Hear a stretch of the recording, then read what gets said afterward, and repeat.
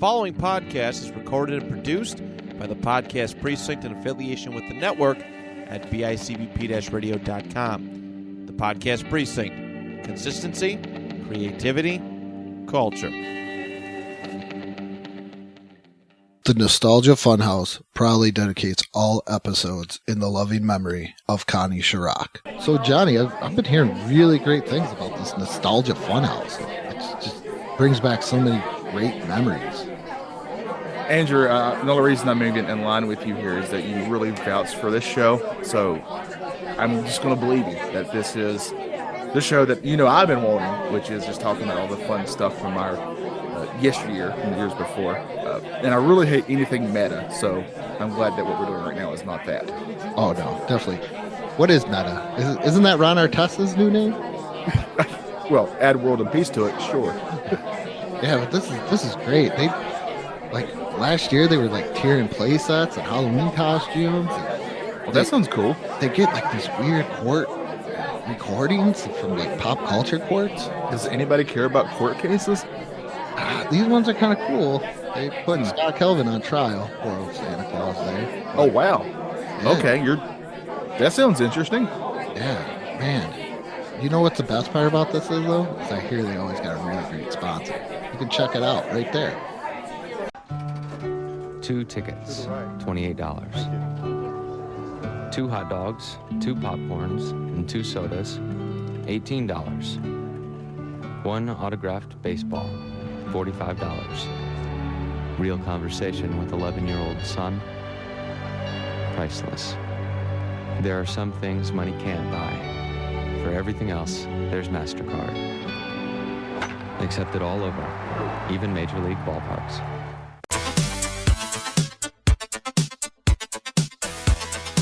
He's coming up to bat. He's for the California Angels, and he's getting ready to swing in. He swings and oh my! There's an angel on the outfield. I repeat, there's an angel in the outfield here on the Nostalgia Funhouse. I'm Johnny. He's Andrew. And Andrew, what are we talking about today? Disney's Angels in the Outfield. That's right. A baseball movie, for those who don't know. Yes.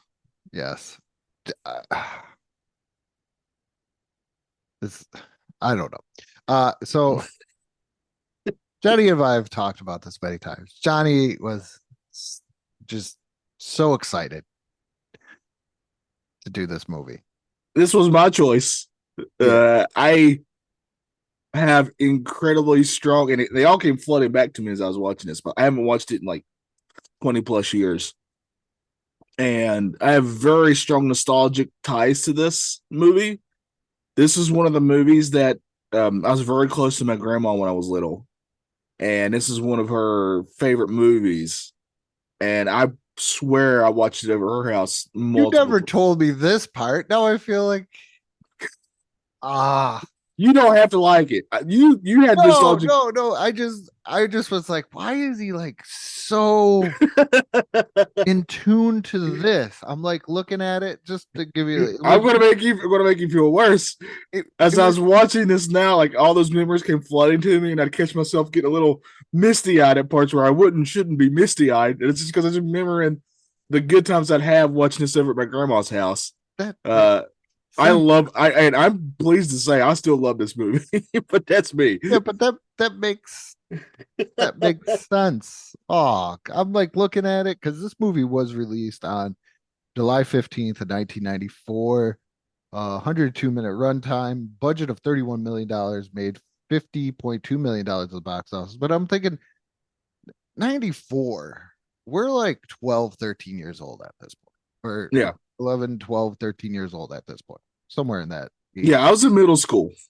And I'm thinking to myself, I understand Johnny loves himself a good Disney movie. I do, yes. And I question his movie taste sometimes when it comes to Mac and me. Yeah. So I was like, why is he? Which, in your defense, is very understandable. Most people end where you are with that movie. Yeah. And I'm like, why is he just so here with this movie? Yeah. Just just here, and I understand Johnny and I did grow up with two way different movie viewing experiences. Okay? Yes.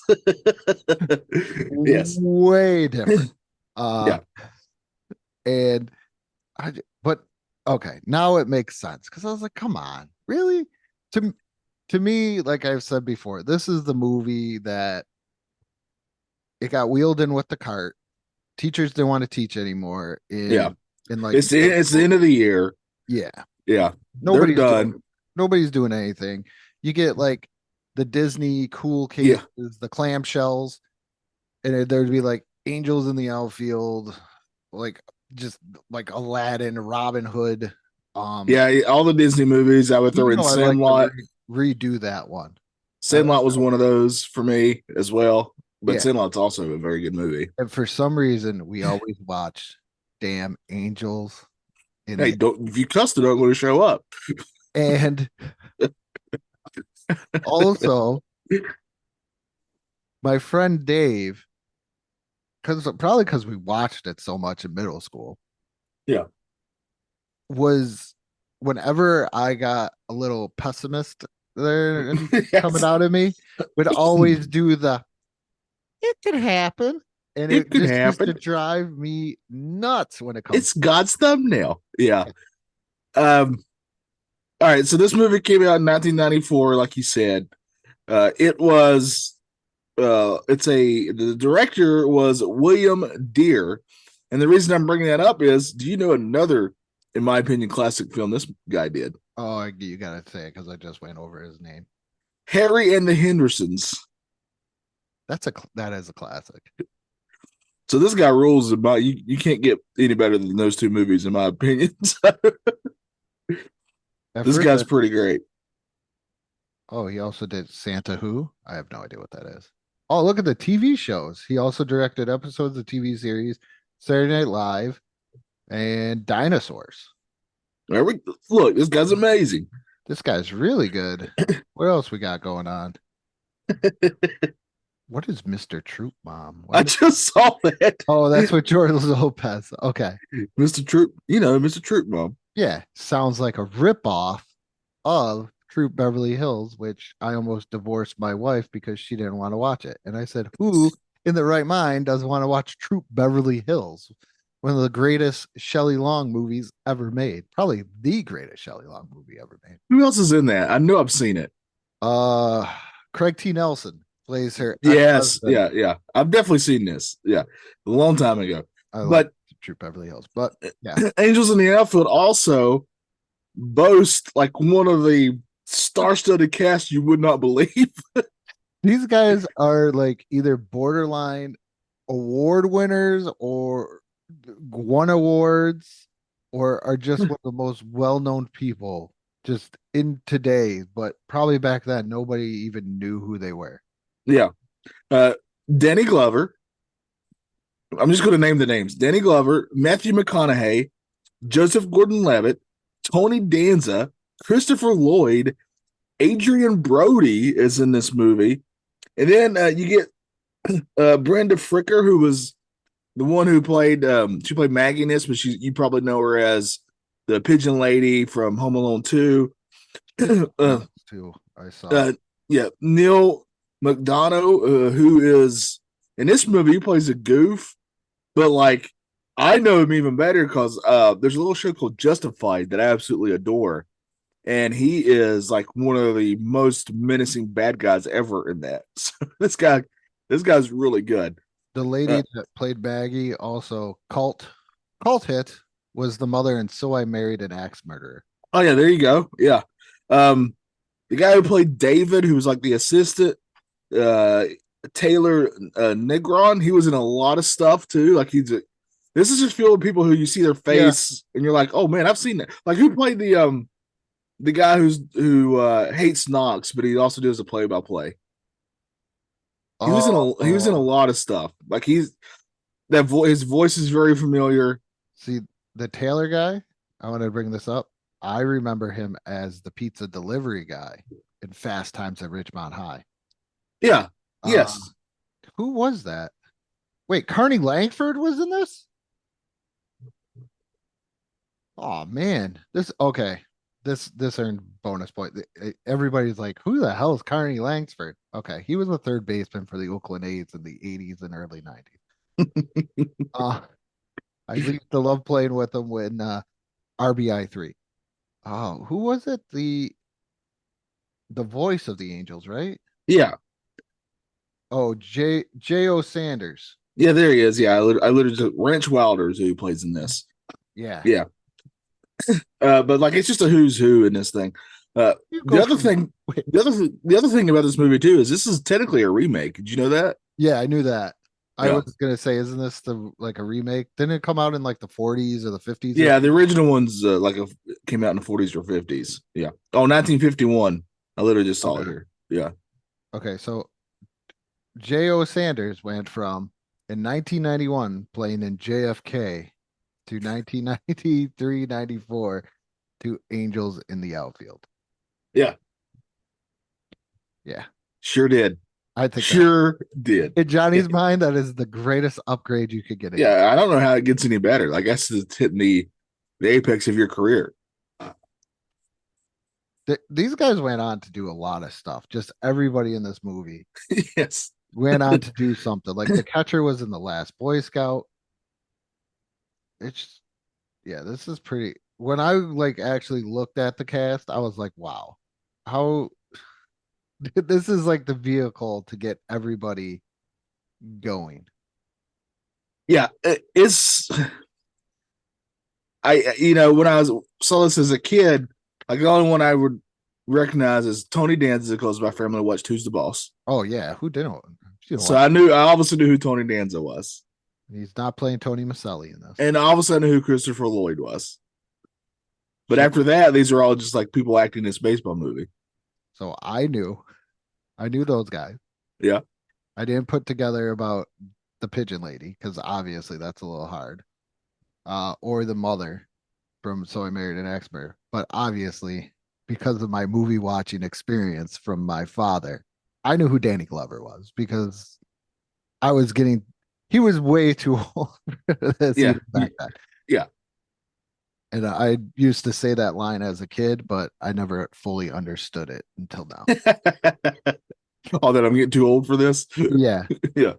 we cleaned it up Oh yeah, yeah, yeah. just in We case. can't cuss because angels are helping us on this podcast. Yeah, we need all the help we get. Yeah, but Carney Langford was an actual baseball player. He was the only actual baseball player in this movie. Red Yeah, Sox 83 to 92. they knew what they were doing. Just to give you some accolades on Mr. Carney here is he was an All-Star in 88, World Series champion in 89. I know this makes no sense to him. Silver Slugger in 81, AL Batting champ in 81, and he's a member of the Athletics Hall of Fame. Nice little career. Don't Oh man, he played Kit Hit or Die Kelsey. Yes. Yeah, they sure did. Oh, there was another actual baseball player in here. The first baseman? Angels first baseman was played by Mitchell Page, who retired in 84. So 10 years later, they're like, hey, you want to do this movie? Oh, by the way, this movie was a hit when it came out. Yeah, because we forgot about Dermot Mulrooney playing the deadbeat dad. Oh yes, yes. Let's go and get into it then. Okay. Because I love how they show he's a deadbeat dad. And they do this by uh he's obviously he has a motorcycle. And that's all okay. Obviously gonna be a deadbeat dad because he's got a motorcycle. Yeah. Well, that's the plot. You get Yeah, remember this came out in the Well, 90s.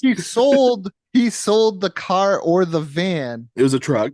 Yeah, to get the motorcycle Because it travels better or yeah, something like that. I was like, that doesn't make any sense. if you going like it was the Great Depression or something. He was going up north for work. Yes. So he was like, you know what? I don't want this kid because I love it too. How it started out with JP and Roger riding bikes, Yeah. and there's dialogue, but they made the mistake of kind of doing a close up to Roger, and you could see that their original lines were dubbed like voiced over. So you see, I noticed this. You see Roger's mouth moving, but it's not completely in sync with what's going on with Oh, him. I got to rewatch this. I did not catch that at all. Or JP will be talking and his mouth will be completely closed. So there's scenes where you hear like the voices, like Randy, Yeah. but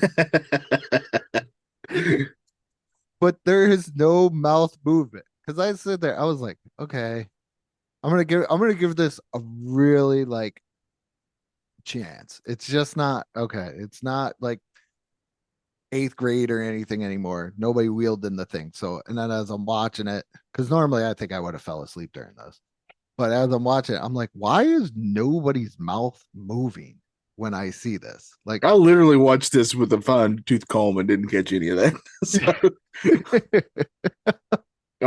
But again, I'm coming at this from a nostalgia fueled lens. I will say though that even with said dubbed lines, these kid actors, obviously Joseph Gordon-Levitt went on to be a really good actor, but they're very good in this. You're gonna wasn't he what? He's an alien, isn't he? Not Is he? Not picking up what I'm putting down. Third Rock from the Sun. Oh, he was. Yes, him and the guy who hit Harry from Harry and the Hendersons. There's the connection. Yes. There's the connection. It's all making sense. But the dad well, they actually open up this movie with showing that the kids love baseball and they love the Angels. But the Angels are not good. They're a very bad team. Literally in last place. I looked most of the time in the 90s, and I do remember the Angels not being a very good team. Well, so that part's pretty accurate then. Yeah. Well, you can't take a good team. You can't be like, hey, let's put this in New York. Right, yeah. Yeah. And have like the 27-time World Series champion Yankees be bad. Yeah, well, you also got to have an underdog, right? Yeah. So nobody ever thinks of the Yankees, no matter what the Yankees fans may say as an underdog ever. So they're not the underdogs. Right. So and then the dad goes and he goes, hey, I'm leaving you here. I'm not going to take you with me. Yeah. And he smokes too, I'm pretty sure, if I remember right. He does. He does. I think at this point too, he pretty much tells them that he's like done with them too. Like, how do you do that? Like, how do you just look at your kid and be like, I'm done with you? Like, there's times where my kids annoy me and I'm like, dude, just give me a minute. Yeah. Okay. But this guy just straight up is like, I gotta go up north. You're not coming with me. Yes. I'm gonna sign you over to the state. Yeah. Is what it is. Yeah. And then, but Roger, I mean, he's just a kid. He's like, well, we want our family ever be together. And then the very famous line of, from where I'm standing, when the Angels win the pennant. That is when Roger prays. That's right. Roger prays, and thus sets up our movie. They go back to the ball field. They get the state has like where they take kids to the ball game, which makes sense. It's like a little field trip, which we just talked about. Yeah, the game in the beginning, like when they were showing the Angels how bad they were. Yeah, and they were watching. I'm like, how is there a tree that close to the stadium? Yeah, they would have cut that down, right? That would have been done. I mean, there's some stadiums like I know Chicago because it's so old. Like if you live in apartment buildings across and you sit on the roof, you can watch the game, but there's nothing you can do about that. Chicago is such an older city and a bigger city. I'm trying to think of any. That's pretty much it. Like I think it's Rogers Center. I know it as Sky Dome. There was a hotel that's actually in the outfield. So if you get one of those rooms, you can watch a game from your hotel room, which is pretty cool. But I never understood that. And George Knox with his hair trigger temper. Yes. Beating the crap out of Ranch Wilder, who in this movie just needed the crap beat out of him. Yeah. Very swarmy, egotistical guy. But I wanted to talk about this. When the kids actually get to sit in the stadium, it's practically empty because the Angels are bad, right? So hardly nobody is there. If you're going to this game by yourself and you're an adult, Andrew, are you going to sit directly beside two kids just in the middle of nowhere when you could have literally sat anywhere? Yeah, if I'm in the bleachers, I'm not doing that. Yeah, that's what I'm saying because they're in the bleachers. I love it how different. I don't know how to phrase it, but like they they go by such stereotypes in these Yeah, old Disney movies. Like we mentioned with the dad, he's not a good dad because he drives a motorcycle, he wears a leather jacket, and he smokes. and Yeah, he smokes. And then here's this guy coming with the tank top, uh, looks kind of overweight. He's kind of missing teeth, and he's just drinking beer. And he's yeah, nice to the kids. He's just an angry guy. yeah. And now, Well, I mean, he didn't really interact with them too much, thankfully. Uh, but but he definitely gave off the vibe of he would not want to talk to those kids, and if he did, he'd be a complete dick to them. So why? So my thought process was like, if I'm an adult and I'm going to this game and I'm going to be by myself, and I could literally sit basically anywhere in these bleachers because they're not going to say anything no. because nobody's there. I'm not going to sit directly beside two kids because that's weird. Also, you know what I noticed? I noticed that. I also noticed Miguel is not the nicest person in the world. That's the other foster kid that lives in the home, but you only see him for a little bit. Uh, but they brought in food. You can't do that anymore. Right? Yeah. That was like one of the craziest things because This ain't the movie theater. yeah, they had like a bag, like they didn't even try and hide it. Like, here's your bag of popcorn. Sorry, your parents died or were horrible to you. Yeah. Here's a bag of popcorn and go see the Angels play. We know your life has not been great so far. So here you go, a nice little bag of popcorn. And let's go watch this really bad team play baseball. Also, I caught something too before we get too far.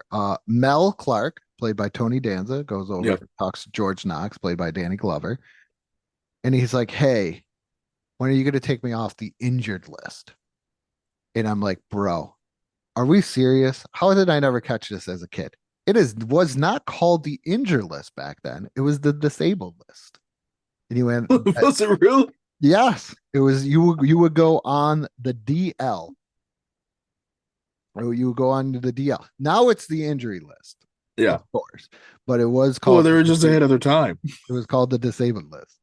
They were just I ahead of think their they time. did that because maybe because of what it is, but then also i- if you're not into baseball, You might not know what they're meaning. Yeah. Yeah. uh, Yeah. So, yeah, Mel Clark is basically, he was a really good pitcher, and you found out that Knox had originally managed a team in Cincinnati, the Reds, and they were apparently really good when he was there. And Mel Clark was one of the reasons for that because Mel Clark was good. But by this point, Clark is kind of washed up. yeah, he's got the good old noodle arm because they were like take these corner zone shots constantly. Yeah. So yeah, go. Those were pretty much my notes for this point. But Miguel was not a nice kid. No. Uh, but that really tells you more why JP is such a lovable kid is because later on, despite the way that Miguel's being a jerk to him, he loves JP, still loves him. Yeah, And is devastated when Miguel gets adopted. yeah. Did he get adopted or did he get moved?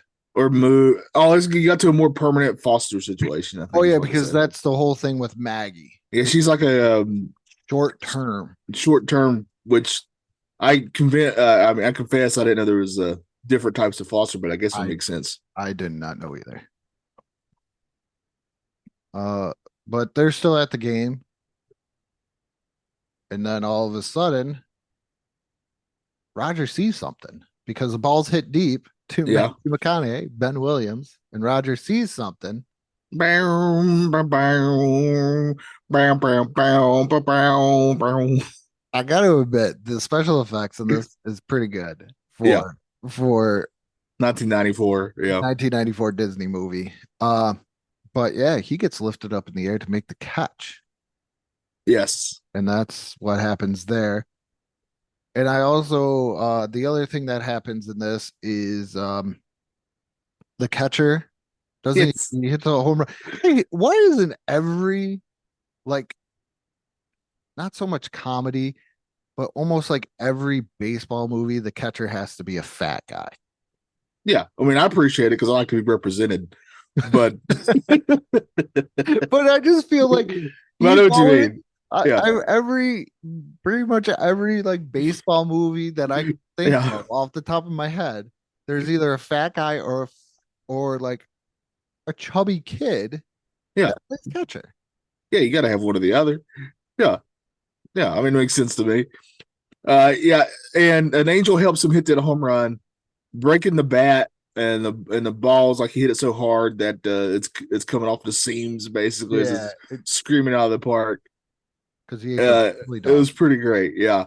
And then and he's met Christopher Lloyd too Yep. by now, and he was like, "Hey, we're angels.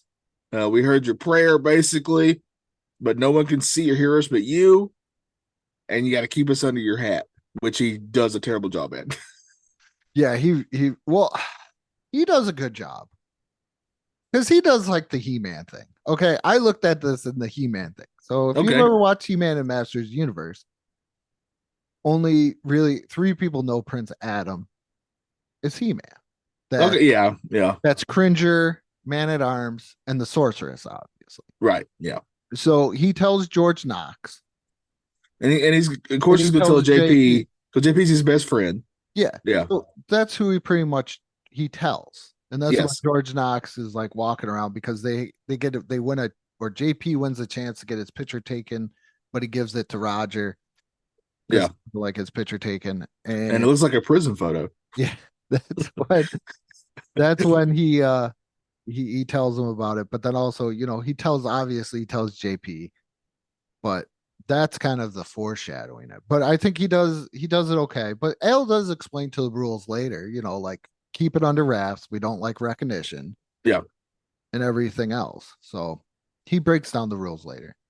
But yeah, they start winning some games and hijinks.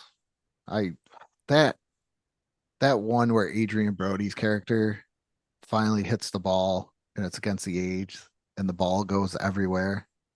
And no Yeah. And no one points out that it's not just going everywhere, unrealistically going everywhere. Yes, as a person that I've dropped out of it a little bit, but has always kind of loved the game of baseball. This is defying logic, yeah, and physics. This part has always aggravated me the most out of this whole entire movie. The only thing that I like about it is Christopher Lloyd trying like doing it almost seems like a remote baseball where he's kind of like playing hacky sack with the baseball. I Yeah. do kind of enjoy that, but the fact that this exists and I'm and Here's why it I was love the weird. game of baseball, it just Here's why it was weird to me. It's not that this this baseball is all of a sudden defying literal physics and how it's rolling around the baseball field and not stopping until it lands on a guy's hat. Uh, it's the fact that nobody, like, they don't show anybody questioning this in the least. That ball, if this, let's just say this, let's just say this really happened. That ball would be studied for eons as to why this happened. You would automatically assume that there was cheating involved. Yes, it would have been X-rayed. This is the same level of Bugs Bunny when he got Michael Jordan to come into the golf hole because he had a magnet underneath the golf ball Oh yeah, in Space Jam. This is like the same level of that. Yeah. yeah. It. I don't. That.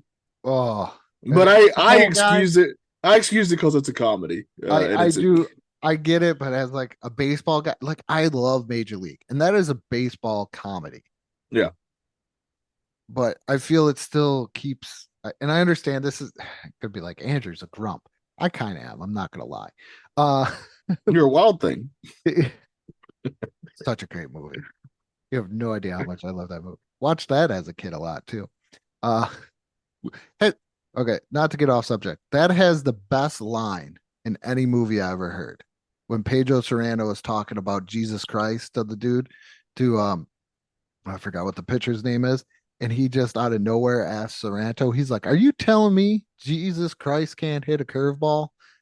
My favorite thing that I've ever heard in any movie. I'm sorry, but And he could. I just want to throw it out there. I just feel Major League keeps some type of purity where this just and I understand it's a family movie. I'm gonna move on. I'm gonna move on because I'm just getting.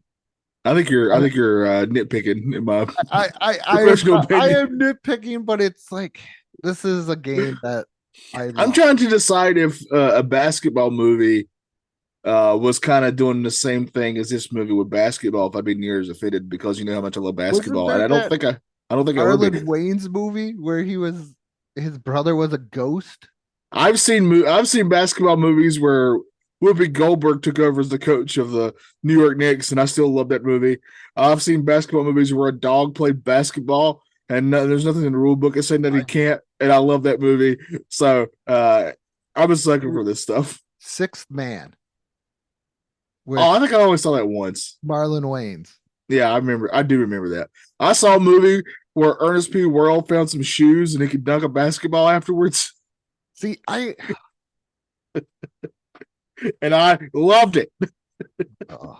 like Little Big League as a kid, I was like, wow, this is amazing.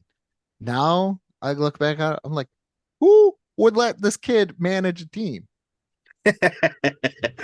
We watched Rookie of the Year for this show, and I love that movie. And I love that movie too. But it defies any sort of logic that they would let a kid play professional baseball. Okay.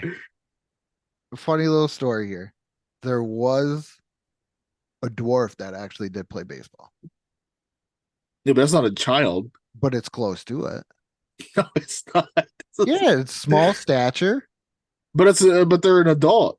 They are an adult, but there's a smaller stature. Stature doesn't matter. It's the age. I think stature matters. I don't think so. Muggsy Bogues played basketball. He was 5'3". Okay. So and he played in the land of giants, my friend. So as there's winning and they're at the stadium and he is now the good JP and Roger are now the good luck charms. The one part, okay, that really got to me and kind of brought back like a great nostalgia feeling. I actually texted my friend Dave was the Sandlot baseball scene. I played played a lot of Little League and I enjoyed it, but nothing will ever compare to either finding an empty field or we had a Little League by my house and there was diamonds and just going over there and there'd maybe be 4 of us. We play 2-on-2 baseball. Yeah. Yeah. But it was some of the greatest games and everything else, or you get people going this way. I can't. I think organized sports are great, but I think the best games, even Jason Williams kind of alluded to this, the best games are the pickup games. Are you going to a court, playing street hockey, just well, that's because everybody who's playing is playing because they want to be there. Yes, and I think every kid growing up has memories of just you want to get together with your buddies and friends, and it's also how you made new friends too. By the way, is like maybe somebody shows up in the neighborhood and they like, hey, you see you playing. I can't tell you the number of friends I made in my neighborhood because I'd go up and see somebody new shooting hoops. And I'm like, oh, I want to shoot hoops with this guy because that's how you connect. We both like shooting hoops. Yeah. And there you go. And you just got a new buddy right there. I tell my son this all the time. We have 3 basketball hoops around here. And he's always like, do you want to go play basketball? Do you want to go play basketball? And I'm like, dude, and he comes home from school. I got to start making dinner. And then I got to get ready to go to work. So I'm like, I can't. And then I'm like, well, why don't you just go to the court? And he was like, why? I'm like, because maybe there's somebody there. Yeah. And then all of a sudden, like you said, all of a sudden you're shooting, they're shooting. Next thing you know, you're playing one-on-one, you're playing horse, pig, or whatever. And now you got a friend. Yeah. But Kids today rather not touch grass or concrete. Or pavement, depending on what the playing surface is. Yeah, Yeah. Yeah. but And that. I do love that joke where like that one little kid is learning baseball, Oh, and yeah. Knox tells him he's got to run home, and he literally runs home. That's pretty great. That reminded me of me coaching t-ball. Is doing that when my wife was like, "Oh, you got to teach him to run through first base," and I'm like, "Heather, I gotta teach him to run to first base. Can we get that down first of all?" Like I used to, because kids see a ball and they want to grab it. I used Yeah. to have to set up cones. Like I don't know if you've ever seen those like little disc cones. Yeah. I set up cones for each position. So I'm like third base. You have from the foul line to these cones. This is your zone. Ball comes into this zone, you go there. And that's how crazy you gotta get. But I felt like it was a great way because one of Yeah. my friends' brother, he was coaching and he was like, "What are you doing with that?" I'm like, "Dude, these kids are all over the place. I'm gonna tell them to stay in their zone." He was like, "That is one of the greatest ideas I've ever seen." Yeah, because you're right. When you're a kid and you're just learning this stuff, you see a ball and you're like, "Oh, I'm going to run for that thing." Yeah. Yeah. No matter where I'm at. It was one of the greatest things with my son with playing basketball. And he was like, "But I don't get the ball." And I'm like, "You don't understand. Just because you don't get the ball or you pass the ball and somebody else scores doesn't mean you're not contributing." Right. Yeah. I think one of that the gets lost. one of the things I actually really love doing, and I was always a big guy, is I could set a heck of a screen. And I love setting a good screen. I don't know why I got such a thrill out of it. If I set a screen and somebody got open because of it to shoot, that felt really good because I was like, man, that happened because I helped do that. And it's funny too, because they talk about it in today's NBA. Can they play off the ball? Yeah.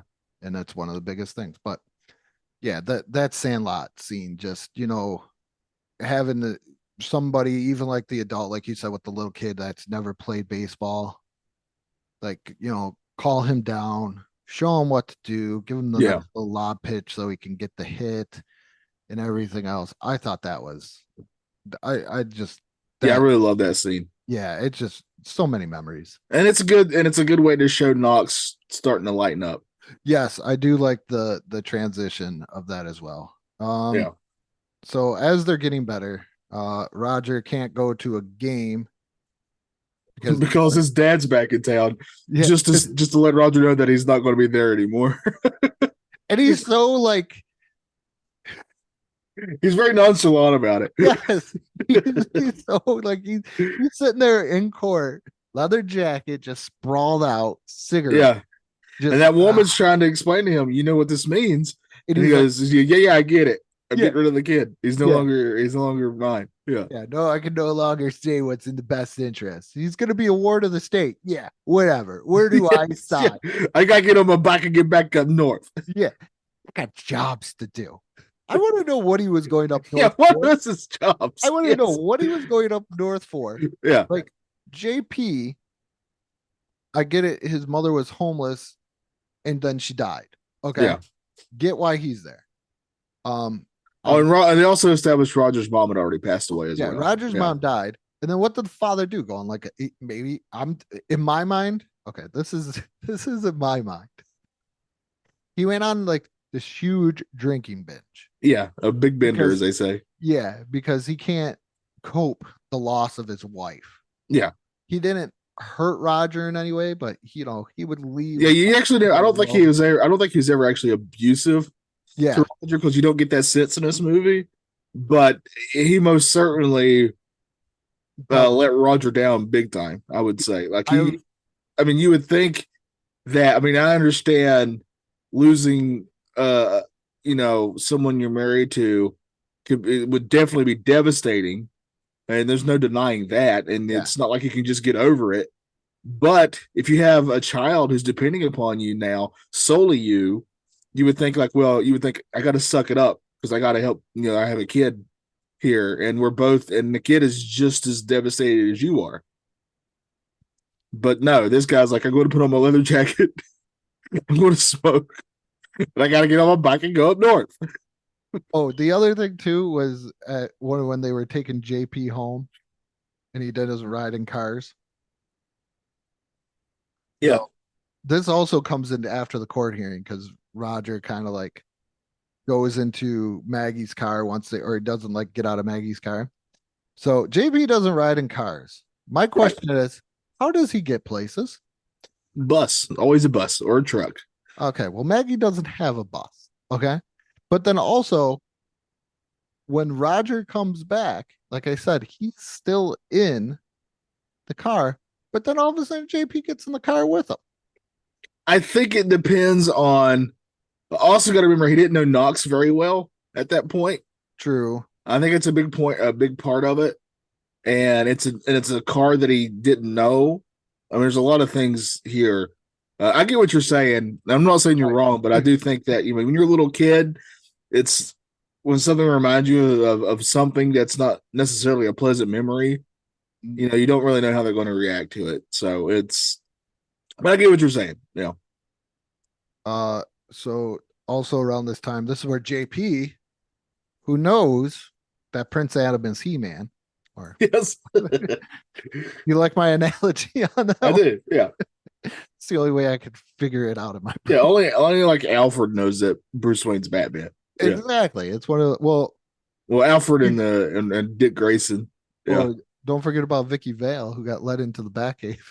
That's true. Yes. All It's right, one of I my take it back. favorite- Okay, only people who know who's Batman is Alfred, Dick Grayson, and whoever Batman's banging at the time. That was one of my favorite things on Tiny Toons was when they had Batman all in pink. I wonder if I can find it on YouTube. And he's like, "Damn it, I can't believe you let Vicky Vale." A great line.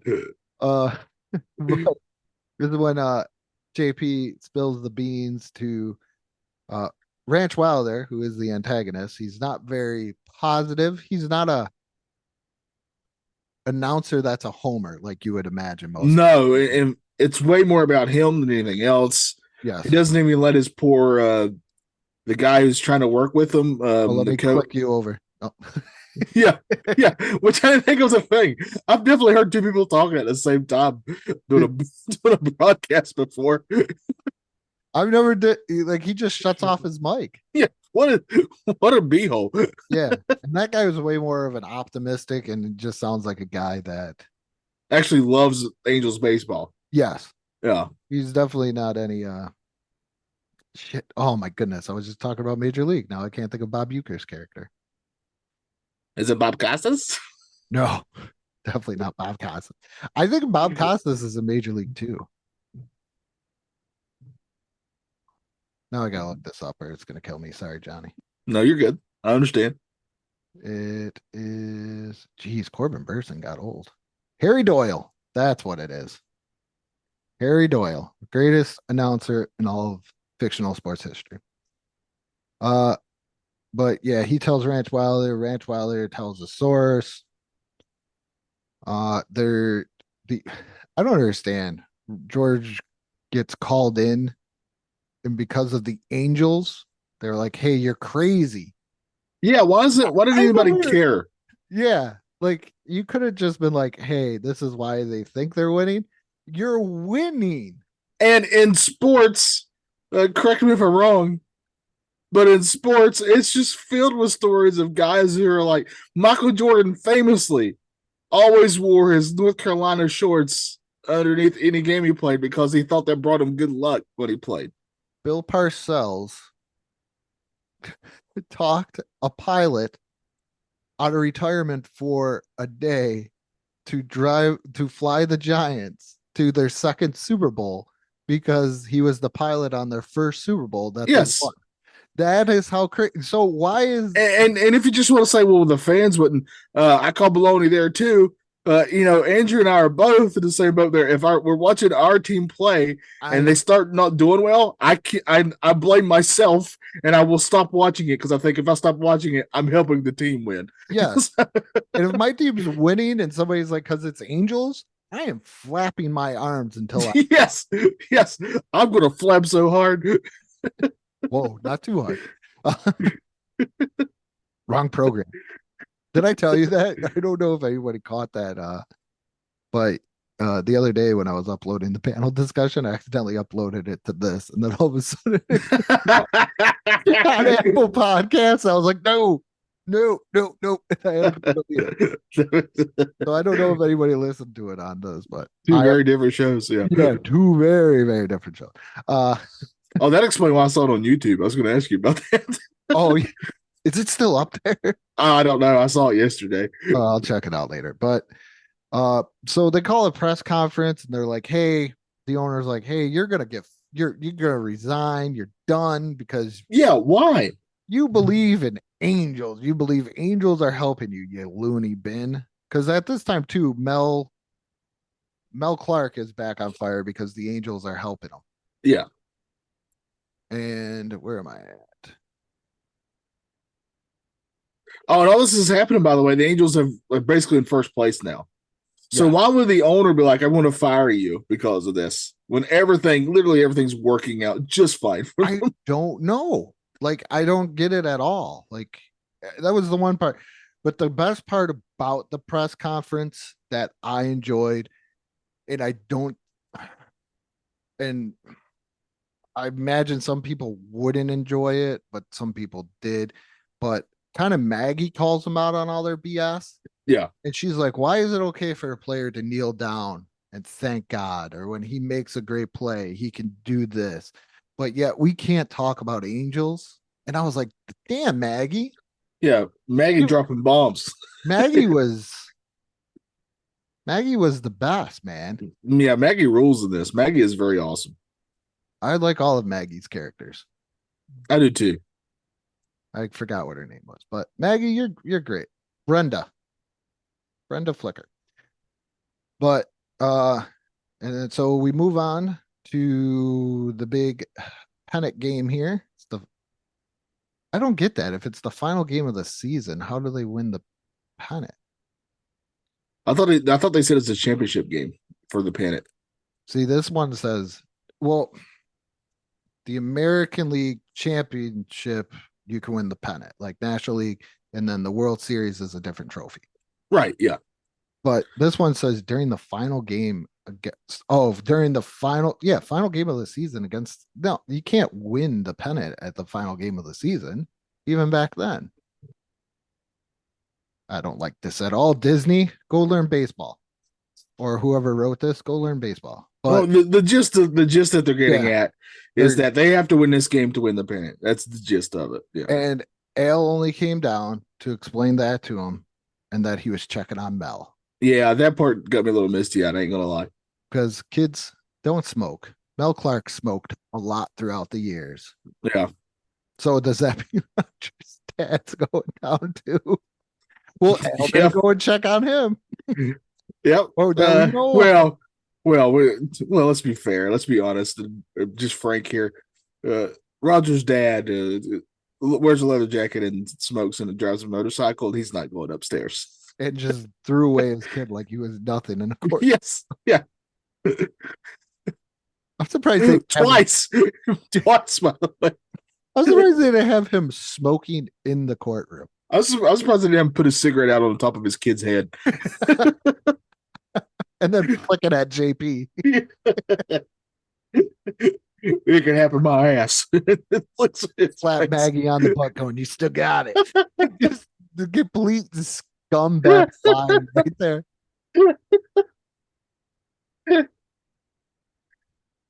Oh, and your buddy Miguel? I know where the body's buried. He didn't leave. What? No. Like, he crushed all their souls. He murdered Miguel. That's why he was going up north. He had to hide the body. Yeah. Oh, Miguel. Oh, geez. We just took. Okay. We made this movie way darker than what it was. Yeah. But basically, Angels cannot help in championship games. That's all up to the players themselves. No. And he lets JP know that they know that they're not coming, and he's trying to like let them know. But then, sometimes you just gotta believe in yourself, Johnny. Well, they'd also established too that the Angels were actually starting to play as a team, even without the real Angels out there helping them. So they had actually gotten better on their during this themselves as well, playing as a team. Yeah. And that is when it comes into the point where, Roger is supposed to give the signal of flapping his arms if he sees the Angels, but George lies to Mel, who threw 156 pitches. That's what I thought. I was like, that's a bit much. That's a lot of pitches. Especially when a guy who had a noodle arm just like a few games ago. Normally you get pulled after like 101. Yeah. That's the number of Dalmatians. That's more than Disney had Dalmatians. I remember there was a Red Sox rookie pitcher that was pitching no hitter. And they pulled him like in the 7th inning because he hit 100 pitches, and they were like, "We're not gonna screw up your arm." Yeah, and Mel already had a screwed up arm to start with. Yes. Yeah. So that was a bit overkill. Like you could just make it easier to say he's thrown 97 pitches. Like just knock the number down. I would have been like, "Oh, okay, that's not bad." 156. That's so much. Just cut it off after the game. Yeah. Even put ice on it, or you got to put hot ice on it. Rookie of the year. Yeah, so Knox goes up to talk to to Mel at the plate at the mound and says, and tells Mel, "Hey, you're not alone. You got an angel there with you." Yeah, I do like that. And this is one of my favorite parts in the whole movie. And he goes, "Really?" He goes, "Yeah." And he looks back at Roger, who'd stepped out of the dugout and starts doing the flapping, and everybody joins him, and the whole stadium starts doing it. And I got a little moved. I'm not gonna lie. I'm not gonna lie. That was kind of as much as I tear this down as a baseball movie, that is a very cool, heartwarming scene. That's I would have to say my second favorite after the Sandlot game. Just the way that he's like, "Hey, there's an angel. I'm sticking with you, and I'm just gonna," and then that's when, Roger and everybody starts going at it. And the part that I love too is after he makes that great play where he catches the ball, and he goes, "There really were angels," and Knox was quick to tell him, "No, you actually did that on your own." Yeah. Like, that was really cool. Like I really like these. Like, hey, no, you know what? You actually did that yourself. Great fundamentals too by Mel Clark on that catch. He bobbled it, tried to catch with one hand, but then he used two hands, folks. Yes. Young kids today. All right. You don't need to be a superstar when you're learning to play. And this goes to show you at every moment, you still got to learn to get that second hand on that ball. Get to secure. Great. I was so okay. So after that, and he caught that, and I saw two hands. That was the first thing I got. Said, "Damn right, two hands." Man. Yes. Damn right, two hands. But we get to the end. They go, Roger and JP go home to Maggie's. They're happy. Hey, we won. I don't know how you win the pennant after clinching the division, but hey, it can happen. What?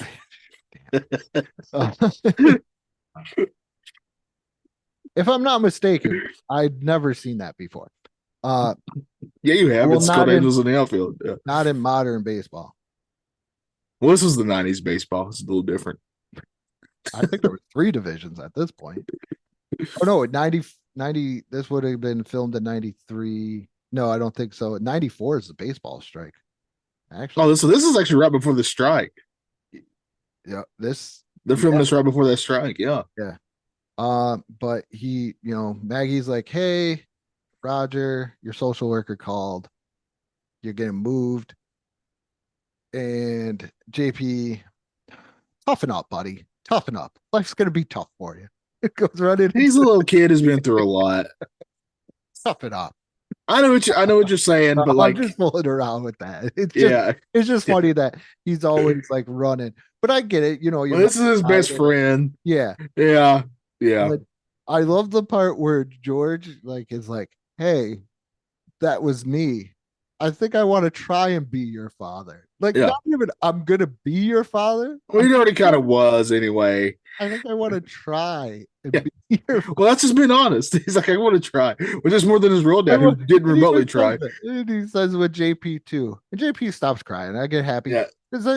This is, I think. Well, I'm telling you this though, as a kid, I remember watching this as a kid, And when Roger goes, "Oh, I'm sorry, I can't leave JP," I love that.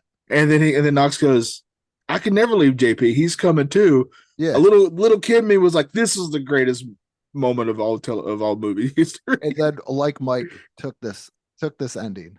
Like a pro Yes. wrestling finish, like Mike, Yeah. starring Bow Wow, took this right Oh, there. he was little right then though. He was a little Bow Wow then.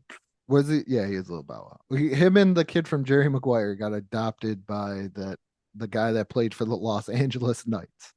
Oh my Yeah. goodness, LA Knight. Yeah. I Oh didn't man, there's all realize that. kinds of we're getting all kinds of Oh, connections here. oh It's my all goodness. one shared universe. History So we creep. get a very happy We ending went here. from the panel discussion to the history creeps to the nostalgia funhouse all in one. We just Yeah, wrap them all up in there. But yeah, a very happy ending, and also the whole movie. JP is always like, man, I wish I could get to see these angels.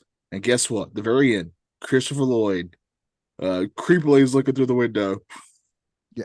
At this family, but JP sees him and goes, "Oh, I knew it could happen." Perfect way to end your movie, though. like Dustin Hoffman, or you're not, or Dustin Rhodes when he played, what was that, 7 in WCW, Oh yeah, yes. but not that creepily. But and they let you know that they're always watching. So, Yeah. Johnny, who would you like to be in this movie?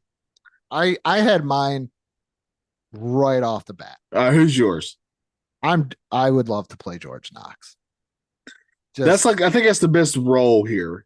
I think this is the one that had the most range, Yeah, the most development, and the most range. I think it would be Wrench Wilder because it'd be really fun to be just such a ridiculous jerk. Oh, about he's like everything. Shooter McGavin. Like, I don't know why. Yes. The Shooter McGavin. Like, Yes, yeah. Oh, side note, the guy who played Shooter McGavin, I can't remember the actor's name, but he's been in a lot of stuff. They announced that they're doing another. Adam Sandler's doing another one of those movies, Happy Gilmore's, and the guy who plays that has been tweeting as Shooter McGavin. It's been really great. This actual actor playing it. That's pretty great. But anyway, yeah, I think it's who I would be. Either that or the pitcher. I mean, not the pitcher, but the catcher. That guy. oh, that guy. Yeah, the big. I mean, I already kind of fit the mold. So, yeah. But more important question here, Andrew. Oh, he's no longer with us. Which one? The catcher. Sorry. Oh man. Down. Well, I don't want to be him then. Long battle with congestive heart failure and kidney disease. Oh man, that sucks. I liked him. But let's. How many it can happens would you give this? I movie? knew that's exactly. It's got to be one. It's got Yeah. to. It could happen. All right. So going into this, like I said, this was just some movie that was kind of forced upon me in school. Like, hey, watch this movie. If you fall asleep, we don't care. Yeah. Type deal. So some of the times I do remember just nodding out.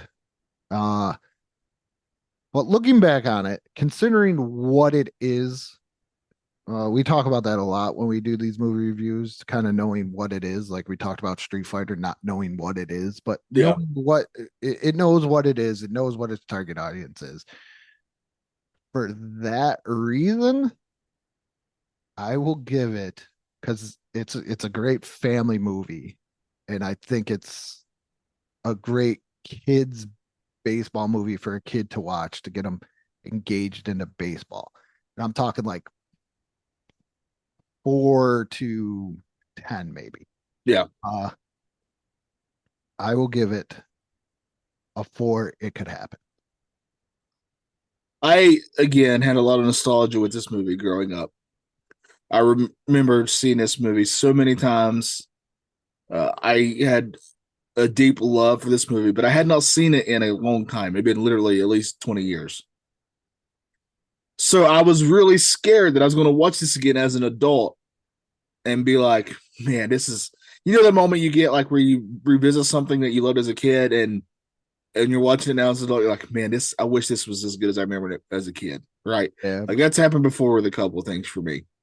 I am happy to report that for me, this was still great. This is this is and I'm admitting nostalgia here for this. Just know I'm ahead of time. I have a connection to this movie. This is a full 5 out of 5. It could happen for me. I love this movie. It still holds up. I could go back and watch this movie again. It's very rewatchable for me. I think it's great because it does have some, like I said, some fun baseball aspects for kids, and then there's some great like adult things in there. So if you're a parent, that's the one thing that I always looked back on when I was watching stuff, especially with my kids. Yeah. Is there kind of something for me in there, like something that's still going to keep me engaged, or is this going to be one of those lay in between like lay in my between my legs and the couch as I lay sideways in case I fall asleep? Yeah. And so I can feel you move type deal? Or is this going to keep me engaged? And I think it keeps everybody engaged. It's a great story. There's some great, like I said, bring back great memories with the Sandlot thing. And then the end with the angels not showing up, but just making somebody believe that something is there and that they can do it themselves. Yeah. Yeah. So we both really did like this movie overall. So yeah, I was going into this with like a 2 maybe, but it shot up. +2. Arnie Langsford gets the extra half. It could happen there. And Tony Danza really helps it for me because he's the boss. He finally found out who the boss was. Yeah. Angela.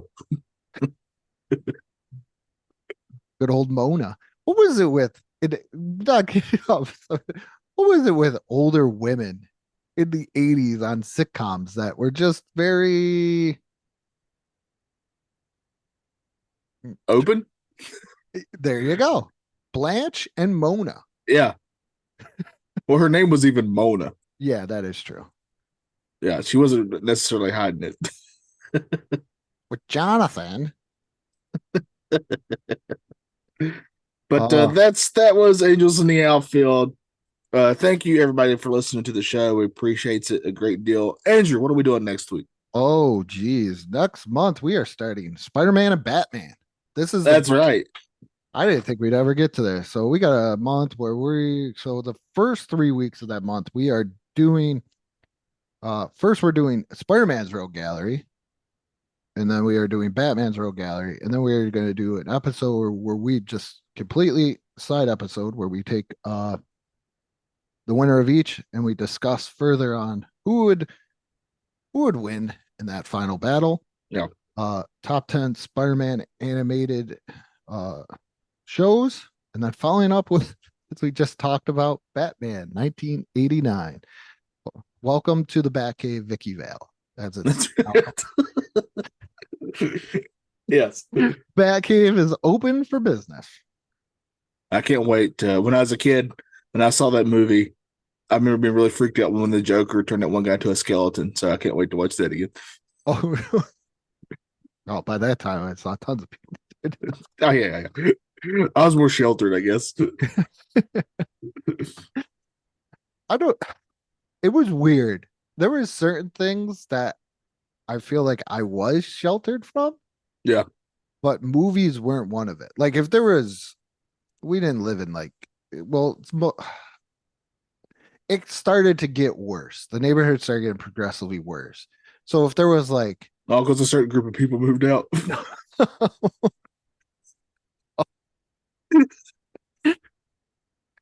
Just so everybody knows, that's an inside joke. Yeah, this guy went around. He's got a YouTube video. This guy goes around to the neighborhood that Andrew grew up was in quite a bit, asking where did all the Italians go. Yeah. So that's the joke we keep. That's a running gag with us. Goes around Niagara Falls. What a stupid thing. What do you think happened to all the Italians? Now, what do you think happened to the city?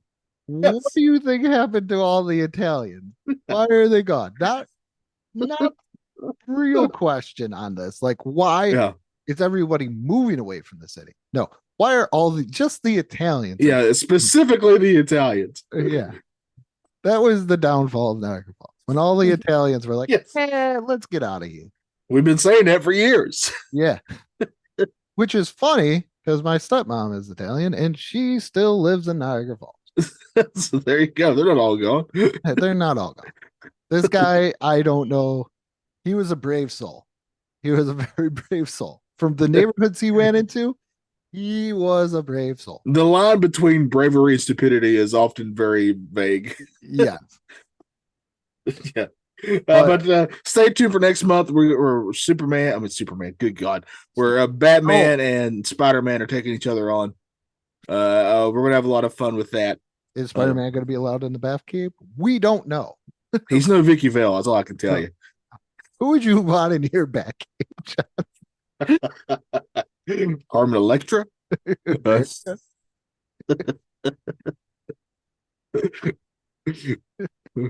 Carmen, if you listen, you're welcome to my Batcave. That's a panel discussion question. Right? Yes. Yes. But we are so doing that on the panel discussion. So if you want to listen to a completely different show, Yeah. when we record the panel discussion, we're going to have. Or just keep listening to this feed and Andrew would accidentally drop it on here from time to time. Yeah. I want to do top 5 people you'd let into your Batcave. I'm going to text that to Will. I'm going to get that too. I can do that list so quick. What? Don't do it right now. No, I'll save it. We gotta get the people to go watch that, listen to that show. Yeah, but we appreciate all of you. Make sure you check out the social medias on Facebook and Instagram. Andrew does a fantastic job on those. We got a growing community there, so make sure you check those out. Yes. With that being said, what may not be nostalgia for you may be nostalgia for some. It can happen.